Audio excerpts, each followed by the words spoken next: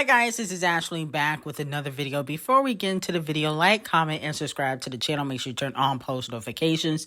We definitely have a lot to discuss. So, Botch and Bitter unfortunately loses her spot to Megan Thee Stallion, but allegedly she got her own bow down record in the stash because she be taking shots at Megan and other female rappers when she officially comes back. Now, it has been reported by Chart Data and Payola Board that the best-selling female rappers in 2024 so far by tonal units, obviously Nicki Minaj would be number 1. Doja Cat, of course, she's the princess, so she's number 2.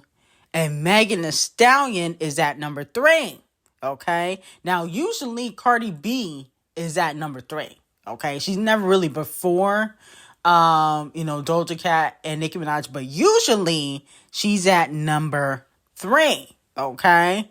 But Megan has taken her spot. Gorilla Glue also has surpassed Cardi B, and so has Sexy Red at number 5. Cardi B is kind of all the way in the bottom at number 6. Scratch Off is at number 7. Flo Milli at number 8. Ice Spice at number 9, and then Sweetie. I don't know how Sweetie even got on the list. Okay, that's very odd to me. But with that being said, a lot of fans are saying that Cardi B's album is being pushed back to 2025. A lot of fans are speculating this. We're almost at November. Okay, November is what, next week? And we have not gotten a release date from Botch and Bitter. And a lot of fans are calling her lazy, saying that, she's taking too much time off. She's not motivated, and it has a lot of fans worried. Okay. Now, here's my thing with Cardi B. I'm not shocked that Megan, Gorilla Glue, or Sexy Red have surpassed her. Okay. I'm shocked that people are shocked that, Cardi B is trickling down to the bottom. Okay. Because if you don't release music, you're not going to be topping any lists. Okay, let's be very clear. But allegedly, Cardi B got her own bow down record in a stash. Okay. As we know, recently, Megan did take shots, unfortunately, at Cardi B, which is also prompting people to speculate that they're not as close as they try to make it seem like. Now, Megan said in Rocksteady featuring Flo Milli, I should pimp rap B-words all that ass they be selling, okay? Then she said they love to talk numbers because they can't talk talent, okay? A lot of people feel like that is shade towards Cardi B. Definitely the second line, okay? And so, allegedly, Cardi B will be responding to anybody that's been throwing shots. JT, Bia, Ice Spice, Megan, Nicki Minaj, okay, in her bow down record. That probably will be pre-written by Partisan Fontaine. So let me know how y'all feel about it. My whole thing with them is that when is they going to admit that they're more of associates than friends? That's my whole thing. Friends don't diss each other. Associates do, or frenemies do, but not friends. Now, moving on to Doja Cat, okay? We about to really get into some things. Now, Doja Cat, who is currently the princess of rap, hosted an Airbnb event for her fans, okay? According to the fans, she performed 6 unreleased songs. She said one will never be released because of copyright issues, which means there's a sample. And she said the next album is going to be pop and R&B. Oh my goodness. Doja Cat finna dominate R&B and pop again. SZA and Musty Walker move to the side because Doja Cat is coming. Okay? We about to get Streets 2.0. I'm here for it. Yes, this is exactly what we need because I'll be honest with you, I never thought Doja Cat was lyrical. So when she does straight rap, I don't really feel it. I like when she do pop rap or pop R&B or R&B rap. I don't like it when she do strictly rap because I just don't feel it, because at the end of the day, she's not a lyrical artist, in my opinion. So Doja Cat is coming back to dominate the pop and R&B lane. Walmart Beyonce, Preggers or Baby Mama, SZA, Musty Walker, Victoria Monet, y'all got moved to the side because she's coming. And she is going to outstream all of y'all. No shade. Except SZA. She may not be able to outstream SZA. SZA do numbers. But the rest of y'all better move to the side, because Doja Cat is coming to dominate. Now, unfortunately, at the event, a Doja Cat stalker called Ariana Unex reveals that he was kicked out of Doja Cat's Airbnb experience after security found out that he was blocked by Doja Cat on Twitter. Wow. Doja Cat don't play around. I wonder what the fan did to get blocked by Doja Cat. Now, the fan said, "I'm actually going to off myself. Doja Cat, Airbnb, please elaborate to me why I was allowed to win this contest, and I discussed my Stan account and being blocked by her in my application. It was approved by your Icon staff just for them to kick me out the event.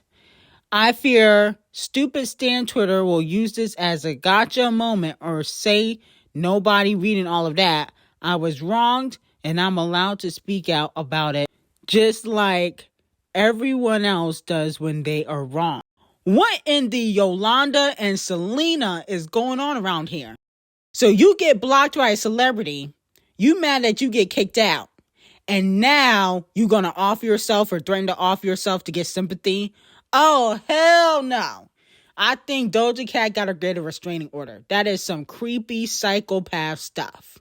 That is very weird. Why would you even go to an event if somebody blocked you? That's like me going to a Olivia Rodrigo event, okay? I got blocked by Olivia Rodrigo years ago. Still stream her music, but I definitely won't be going to no concerts, okay? No shade, okay? Why am I going to a concert to an artist that blocked me? That don't make no sense. That person clearly blocked you for a reason. Sit down. Now, if you're wondering why I got blocked, is because I called Olivia Rodrigo an industry plant. I think one of her fans might have showed her one of my videos, but was I proven wrong? I don't know if I was. To me, especially in the beginning of her, career, when she started to blow up, she did give industry plant vibes. No shade. Now, Megan Thee Stallion is blaming Apple Music after 72 hours for her songs not charting on the U.S. Apple Music chart. I think some of the songs are possibly charting now, okay? But, she felt like, she was being sabotaged, and basically she called them out. She said, "I appreciate you hotties for continuing to support me through all these weird glitches these music platforms have been having. Stay positive and most importantly, enjoy the music. Megan Act 2 is out now. Make sure you re-download if it's not playing for you." Okay?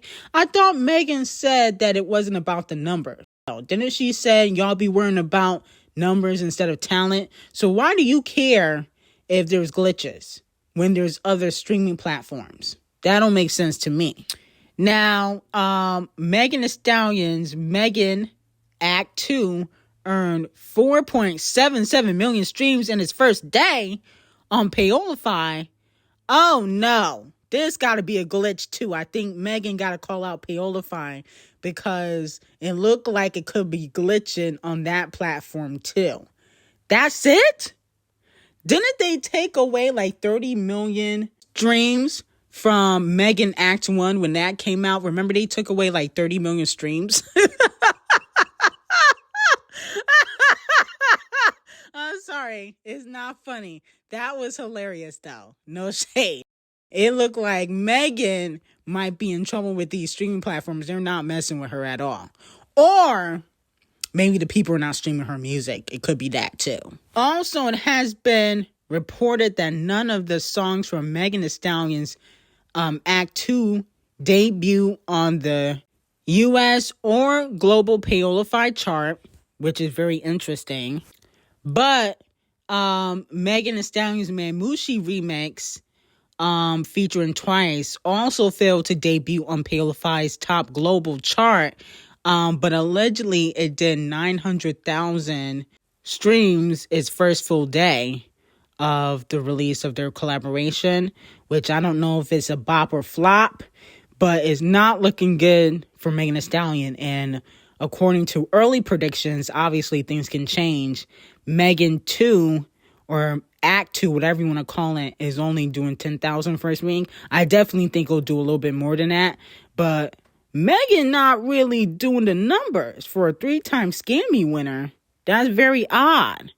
You know, and the thing is, people say, oh, Megan's independent. But if you got a distribution deal, you're not really independent. Independent means you're like Russ, Chance the Rapper, Tanaje, where you don't got no distribution deal. You doing everything by yourself. That's independent. When you're putting your own music videos out from your pockets, you're distributing the music on your own. Okay? Not you having Warner and Devil Nation help you distribute the music and give you promotion and backing. That's not what independent means, okay? So she's not really independent if you got a distribution deal. No shade. Now, Scratch Off is receiving Donkey of the Day. She is currently on tour, and oh my goodness, the set looks terrible. I was like, isn't she doing an arena tour? Why she got on Fashion Nova cheap ass outfits and $1,000 budget for the stage set? Wasn't she calling people broke? Wasn't she calling people broke and all this stuff? And this is what you do for your tour? For your arena tour? I don't understand how Scratch Off can call people broke and talk about people not having money, and all her music videos are cheap and her tour set is cheap. Her clothes are cheap. The music gives cheap. I don't understand how you can call people broke. Donkey of the Day, I'm sorry. This is just tacky. You look a hot mess wearing pajamas on stage. Now, moving on from that, Scratch Off Brokey is closely challenging for a debut on this week's Payola Hot 100 chart. Allegedly, it might go to 90 or number 100 on the Hot 100 chart. Finally, okay, the music video came out like 2-3 weeks ago, and you just now charting. This song been out for like 2 months. I don't know. I feel like that just shows people not really into Scratch Off like that. Moving on to Amber Hoare. She will be receiving Donkey of the Day. Now, Queen Bee, as we previously discussed, she spoke at Kamala Harris rally in Texas with Kelly Rowland. And Amber Hoare seems to think that Queen Bee is copying her. She posted under Hollywood Unlock, she want to be me so bad, literally took my whole speech. Who the F would want to be you? You are the worst dot in the game, okay? You was hoeing around for like 2 decades and nobody has wifed you. You have no walls, so now you're Trump's concubine and puppet, and you think you big and bad. Don't you ever think you can come for the queen, okay? Nobody wants to be a 40-year-old dot getting passed around by industry men, okay? Nobody wants to be you. Your last baby daddy left you for an 80-year-old woman, okay? And even if she got money, he left with somebody that is twice your age because that coochie is so trash and loose. Instead of going to Trump rallies, you might want to head to the clinic with all them damn bodies you got, you nasty whore. Why would the queen, who is one of the most talented women on earth, you can say whatever you want about Queen Bee, but you can't say she don't got talent, want to be a whore that got passed around and has nothing to show for it? Who wants to be a bald head scallywag with no walls or morals? Like, who would want to be that? Like, why would anybody want to be you? And close your legs to marry men. I know you slay with a lot of married men in the industry. Close your legs to them before I start dropping names. Don't you ever in your life come for Queen B, you dumb prostitute. The only time you should open up your mouth is when you're giving fellatio or eating ass. You are not the spokesperson for the black community. You're a Trump's puppet. You're an industry thought and prostitute. And that's why you always get left. No man ever wants to stick around with you. They nut in you and then throw you to the trash where you belong. Okay? So if I was you, I would keep Queen B's name out your mouth because you can get dragged over here. Okay? And I won't spare you. Ever. Shut up. Now, moving on to the expert scammy predictions. There has been predictions for the best rap album nominations at the 2025 Scammys. Doja Cat's Scarlet 2 Claude allegedly could possibly get a nomination. Eminem, The Death of Slim Shady. Future and Metro, We Don't Trust You. Pink Friday 2. And Kanye West and Ty Dolla $ign, Vultures. Let me know if you guys think any albums are missing from these predictions. I think these all deserve nominations. I definitely think that all these albums definitely made enough noise and have enough good singles to get a nomination in that category. I definitely believe that. Now, is Sexy Red Shady Megan Thee Stallion? It seemed like a little bit of subliminal shade. She posted, "We #1, y'all," and asked Gorilla Glue, who is outselling Megan Thee Stallion currently, no shade, because their collaboration, What You Know About Me, is #1 on Apple Music. I'm like, oh my goodness. That came out like 2 weeks ago. Why is none of Megan Thee Stallion's songs #1 on Apple Music? That don't make sense. It's clear as day that there might be some sabotaging going on, or people are not streaming the music. Yeah, I don't think people are streaming Megan Thee Stallion's music as much. I think she gets a lot of, hype from Hair Grease Twitter. Lace Front Twitter do a lot of hype on social media, but they don't really be buying her music. And I saw some idiots saying on social media that Megan should buy, Nicki Minaj's masters. I'm like, she can't even afford to buy Cardi B's master. She couldn't even afford her own masters. She had to take Carl to court to get her masters and get out of her 1501 contract. She didn't buy Carl out when it came to their contract. She took him to court. That was the only way she was able to get out of her contract.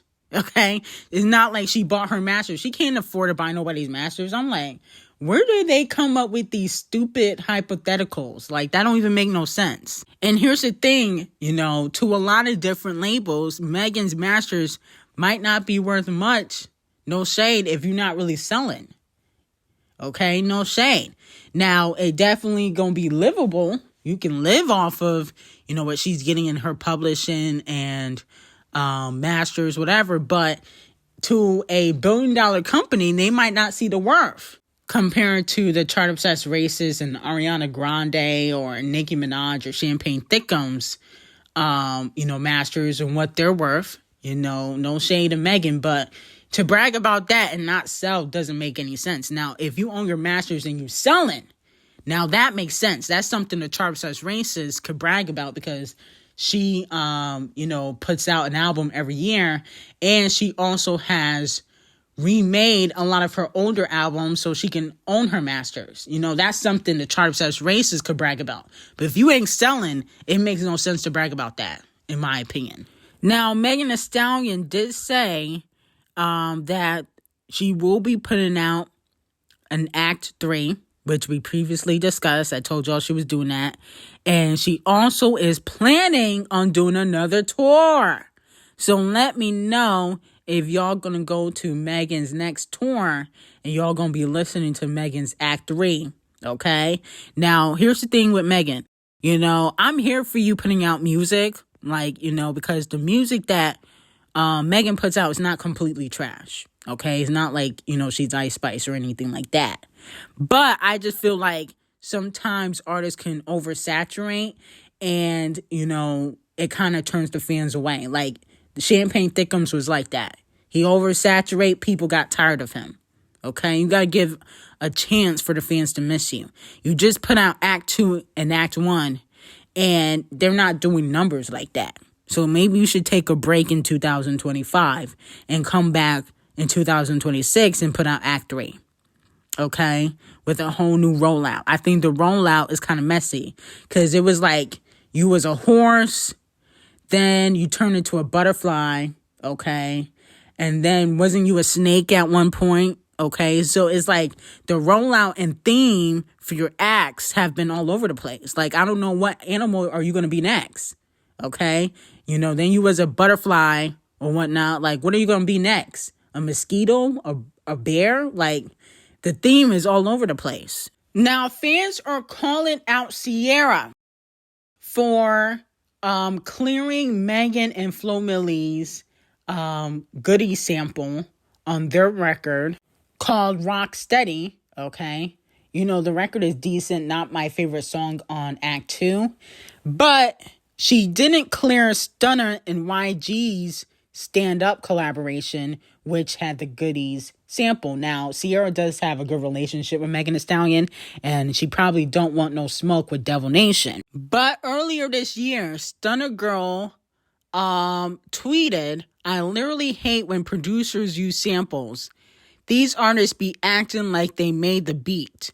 It's so many people that use that beat, but Sierra's team writing me saying she personally contacted them about me.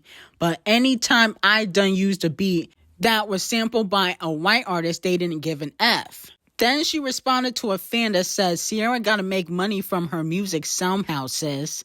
And Stunner Girl replied and said she better go moonwalk through some venues and leave me the F alone. Okay? And then she said that girl code-ish be fake. These old hoes be hating. Yikes. So that's what she said earlier this year because Sierra would not clear the goodie sample for her song with YG, but she cleared it for Megan Thee Stallion and Flo Milli. So fans are calling Sierra out. In my opinion, no shade to Stunner Girl, but that song she had with YG was trash. I thought it was garbage. It was doo-doo. Flo Milli and Megan Thee Stallion's record sounds much better. And also, Megan does more streams than Stunner Girl. So she probably looking at it like, you don't really be selling like that. Am I even going to make any money? You know, Sierra already flopping as it is. You know, why would a flop want another flop to sample the record? And Megan's low-key flopping too, but she doing better than Stunner Girl. No shade. You know, she ain't doing like Nicki Minaj numbers, but she doing better than Stunner Girl. Okay? So at the end of the day, she probably did not want to get on Devil Nation's bad side. You know, Camel Face probably would have made a few phone calls to the NFL, okay? Especially since her husband, Russell, is a football player, okay? And, you know, Camel Face, he do got a lot of pull at the NFL. He does control who performs for the halftime show each year. They just renewed his contract. And so with that being said, and he does have relationships with a lot of different owners for the football team. You know, Sierra probably don't want her husband to get blackballed, okay? Sierra already, her career is hanging by a piece of thread, okay? So I think this was a chess move. Like, I don't want no beef with D0JA or Camel Toe. But the Stunner Girl collaboration was trash. So Megan and Flo Milli for the win. Now, Big Glow continues to dominate, okay? Billboard and chart data have announced that Gorilla Glue's Glorious earns the biggest U.S. second week sales for a female rap album in 2024. Okay, beating out Megan Thee Stallion once again. Allegedly, she's doing 50,000 for the second week. I think for the first week, she did 69,000. So congratulations to Glow. Let me know how y'all feel about this. I got some very hot tea on other rappers besides Dirk that are going down by the feds and Camel Face tea. Link will be in the description on Patreon. And I hope you guys have a great day.